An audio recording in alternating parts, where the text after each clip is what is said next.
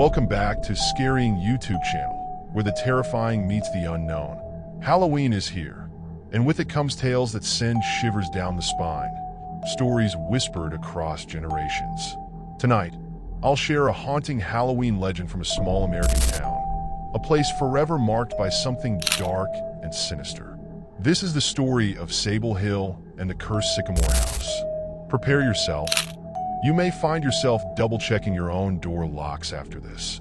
Let's begin. Before being, please subscribe to my channel. I get motivated to make more scaring and horror stories every day. Let's begin. Sable Hill, a quiet town nestled in the Appalachian foothills, isn't the sort of place you'd expect to hold dark secrets. It's quaint with cobbled streets, classic brick storefronts, and friendly neighbors who know each other by name. But beyond the charm, there's an unsettling tradition, the town's haunted Halloween curse. Every year, townsfolk remember the night the Harper family disappeared from Sycamore House. The mansion, hidden deep within a tangled forest, was once the pride of the hill. Now, it's a decaying relic of its past, shrouded in vines and shadows. No one ventures near it willingly, especially not on Halloween night. The house has an evil reputation, a legacy of terror linked to the Harper family's mysterious vanishing on Halloween of 1972. Local legend says that every Halloween, around midnight, the spirits of the Harper family awaken, trapped between this world and the next, waiting for unsuspecting visitors. It's said that if you see them, they'll follow you, haunt you, and maybe even take you with them, just as they did to Emma one fateful night. The tale of the Harper family. The Harpers had moved into Sycamore House in the late 1960s. The family seemed happy, a young couple with 2 children, Andrew and little Lila. But shortly after they moved in, neighbors began to notice strange things.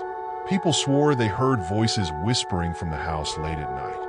Others claimed they saw flashes of lights, almost like old gas lamps flickering from room to room. One neighbor, Mrs. Eldridge, even claimed to have seen Mrs. Harper standing at her bedroom window, staring blankly into the forest as if she were in a trance.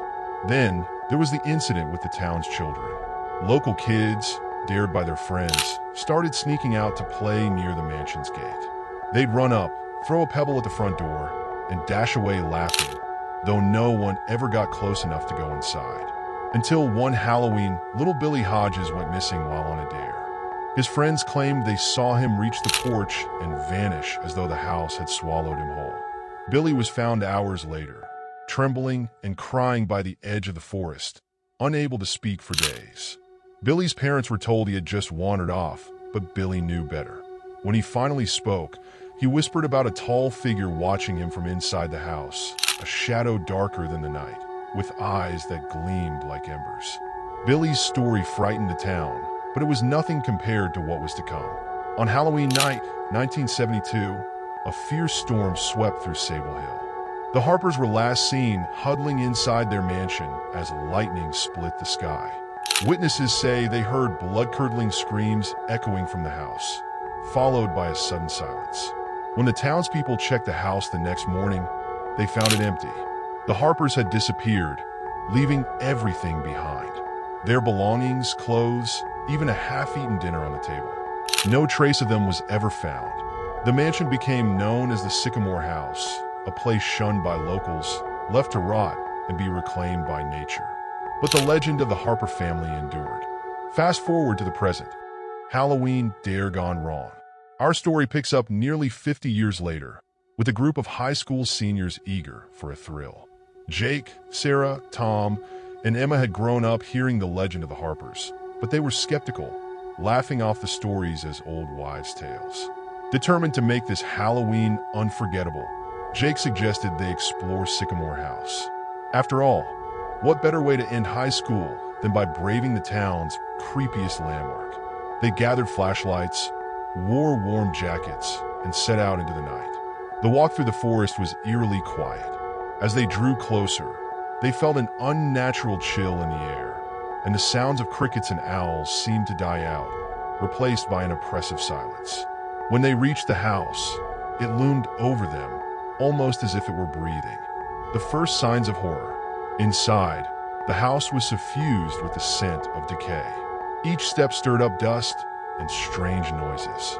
The floor creaked and the walls seemed to whisper. Sarah noticed that, despite the dust, some of the surfaces looked disturbed, as if someone or something had been moving through the rooms recently. Jake led the group toward the grand staircase, where he noticed something unsettling: dusty, child-sized handprints leading up the banister. They tried to laugh it off, but unease crept over them as they climbed higher, the house seeming to swallow their footsteps. They entered what looked like an old nursery, complete with faded wallpaper, an overturned rocking chair, and a single broken doll. The air was cold and heavy, and then they heard it, a low humming, like a lullaby, drifting from somewhere deep in the house. The mirror. As they explored further, Sarah stumbled upon a cracked, dusty mirror in the master bedroom. She reached out to wipe it clean, but as her fingers brushed the surface, she froze. In the reflection, she saw a woman with hollow eyes standing right behind her, a woman who looked like Mrs. Harper.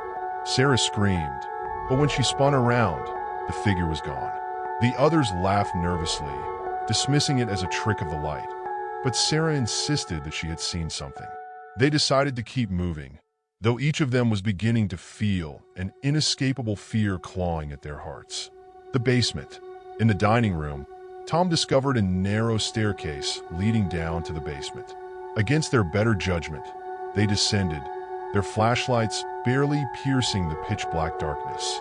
At the bottom of the stairs, they found a circle of melted, burned-out candles and strange symbols drawn on the walls. It looked like some sort of ritual long abandoned, but somehow waiting. Then, they noticed a faint tapping. At first, they thought it was just the house settling. But as the sound grew louder and closer, they realized it was coming from inside the walls. Jake moved his flashlight toward one of the symbols, and to their horror, it began to drip, as if bleeding. Then they saw them. Figures, twisted and distorted, emerged from the shadows. The first was a small boy, no older than 10, with an expression of pure terror frozen on his face. Behind him came a young girl, her eyes wide and dark, a silent scream etched across her features. And behind them loomed two adults, their faces gaunt, bodies elongated, their mouths twisted in ghastly grins. It was the Harper family. The escape. Realizing they were facing the ghosts of the Harpers, the teenagers tried to run. But every door they opened led them to a different room, like the house was shifting, trapping them within its walls. Emma tripped and fell, only to feel a cold, ghostly hand grip her ankle. She looked up to see Mrs. Harper, staring down at her, whispering, "Help us, please, it's still here watching." Jake and Tom managed to pull Emma free, and they dashed up the stairs, bursting through the front door just as the clock struck midnight. They didn't stop running until they reached the edge of the forest, gasping for air, the chill of Sycamore House still clinging to their skin. But the story doesn't end there. The aftermath, the haunting lingers.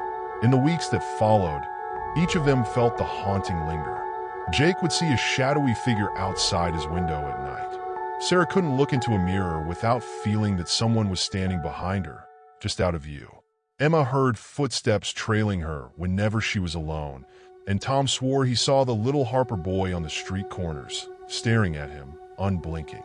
But it was Emma who couldn't resist the pull. On the following Halloween, she returned to Sycamore House alone. That night, she vanished without a trace, just like the Harper family before her. The townsfolk say her spirit now wanders the mansion, another soul claimed by the dark presence that lurks within Sycamore House. Some believe it's the spirit of an ancient entity, older and more malevolent than any ghost, forever seeking new victims.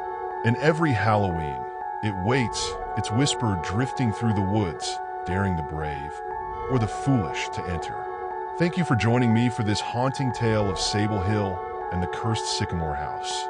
Halloween brings out all manner of spirits, some friendly, others far more sinister. If you like this story, make sure to like, share, subscribe my channel, do comment what do you think.